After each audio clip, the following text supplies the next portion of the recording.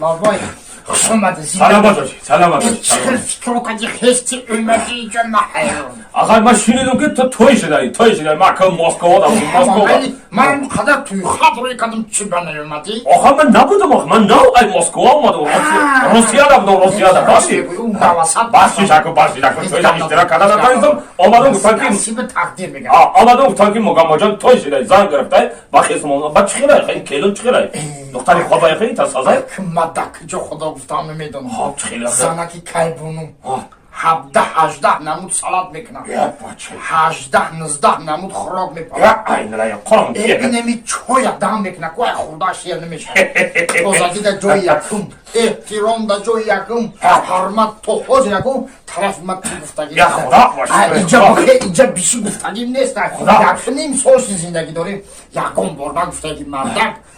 خیلی اونجا دا بیشی من اینجا کپاچه میپرتم نگفتن جوی دا من شتگیم همین ایمانش به هم مستحکمه اینه یا خدا خیلی که ای صد کس یک کس نمیگه تفایدی تو در کجا خدا گفته حیران میشم با درجه همین زنک راضیم که این زنک بومبرم ممکن من بومبرم یه بچه یه تری زنک ممکن جفت نشو اینا اتفاق نه اینا اتفاق تو در کجا خدا گفته ایمانش مستحکم به حق ایمان مستحکم داره مثلا اوی تورات بگیر مگه ها یا او تورات بگیر که خیلی رفتیم که بگیر اوی تورات بیتم تا برای تورات که سجا کمی قبل دادورید میستم دست تا خوب بمی ماش یا بسم الله اینا قرم که دارم پیشای کم پاچا زانا میسوزن اما گرفت که باشه بیا بابی خونوار بیا مرحمت پوشین شرکتونه پوشین اوی تورات بانی همیسته چو کدی زنک خالی چو کدم ما ای سهر خستگی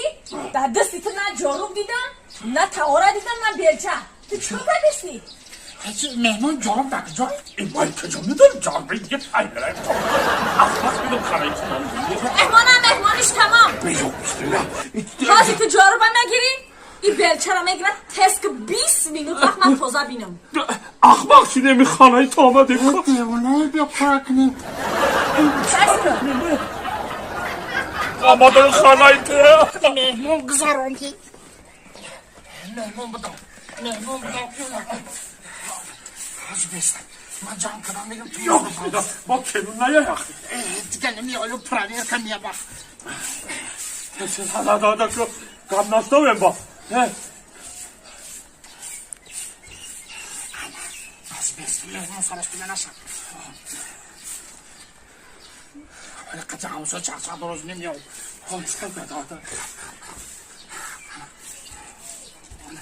من کجا آمدم اخماق شدم خانه که من نگوش کن این وردار بایدیم من بیو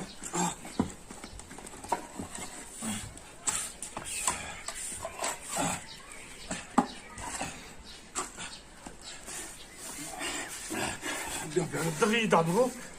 بگم بچه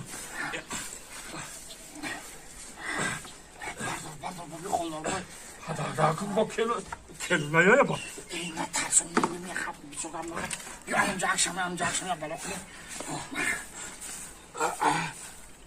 میانو دا کده سمه شکومارا وقت خش میگی ستاره زرین ما ضروری ما چه هم بایدم خون احمق شدیم بایز بیا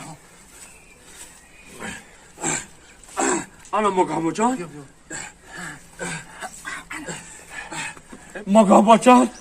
آخه گفتی که این زنی ما اینقدر مهربانه